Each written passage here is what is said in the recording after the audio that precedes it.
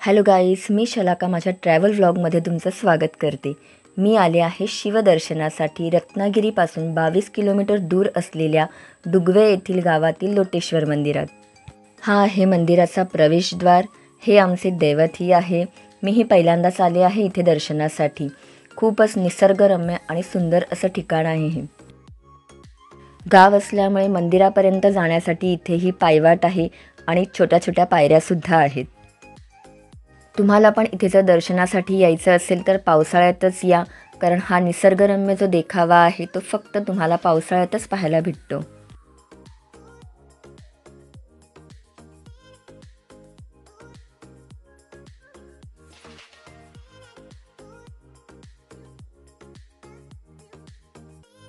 पावसाळ्यामध्ये कोकणाचं सौंदर्य अधिकच वाढलेलं असतं। तुम्ही माझ्या पाठीमागे छान अशी हिरवळसुद्धा पाहू शकता आणि भातशेतीसुद्धा पाहू शकता। मंदिरापर्यंत जात असताना हा जो निसर्गाचा देखावा दिसत आहे ते पाहून मन अगदी भरूनच गेलं आहे आणि खूपच मन प्रसन्नही होत आहे। एखाद्या फिल्ममध्ये दाखवावा असा हा देखावा अगदी दिसत आहे। मलाही इथून चालताना खूप भारी वाटत आहे। तर अशा ह्या पायऱ्या इथे आहेत तुम्हाला खाली उतरण्यासाठी। पण जर पावसाळ्यात तुम्ही इथे येत असाल तर जरा पायऱ्या उतरताना काळजीपूर्वक उतरा, कारण थोडीशी घसरण होते पावसाळ्यामध्ये। हे मंदिर पाहण्यासाठी पर्यटकांची सुद्धा इथे गर्दी असते, कारण हे खूपच फेमस मंदिर आहे इथलं। इथे तुम्ही पायऱ्यांवरती हे शेवाळ पाहू शकता की ज्याच्यामुळे पाय घसरण्याची शक्यता असते, त्यामुळे इथे येताना जरा सावकाश खाली उतरा।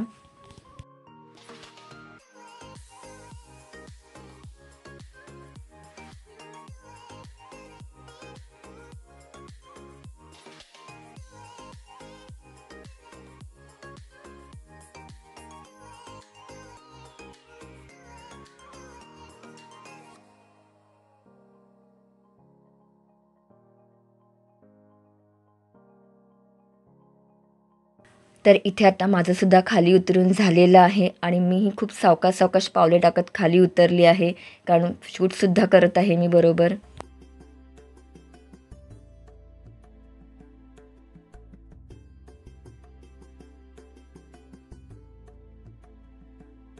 तर माझ्या पाठीमागे ते शिवमंदिर तुम्ही पाहू शकता की जिथे आपल्याला आता जायचं आहे।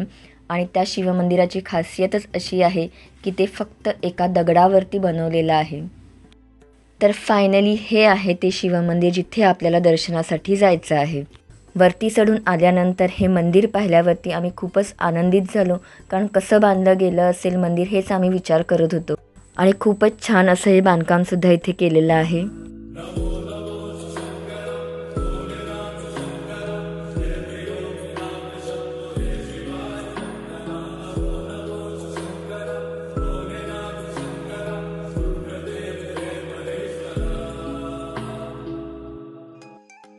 तर पाहिलंत ना, खूपच छान असं शिवदर्शन आम्हाला इथे भेटलं आणि इथे उभं राहिलं ती पण खूपच छान वाटतं। छान असा मिनी धबधबासुद्धा इथे आहे, त्यामुळे पाण्याचा आनंदसुद्धा तुम्ही इथे घेऊ शकता।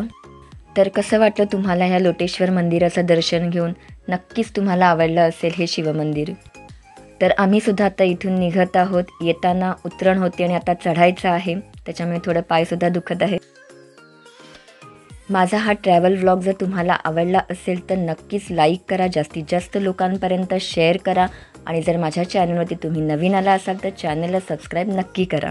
इथलं हे निसर्ग सौंदर्य पाहून खरंच मन भरतच नाही आहे। मी इथे सुद्धा आता परत व्हिडिओ काढत आहे। इथे छोटंसं शॉपसुद्धा आहे। आम्हाला सुद्धा भूक लागली होती, तर इथे आम्ही आता खायच्या वस्तू घेत आहोत। तुम्ही इथे फिरायला आलात तर तुम्हाला या खायच्या वस्तू इथे नक्कीच मिळतील। भेटूया नेक्स्ट व्लॉगमध्ये, तोपर्यंत बाय बाय।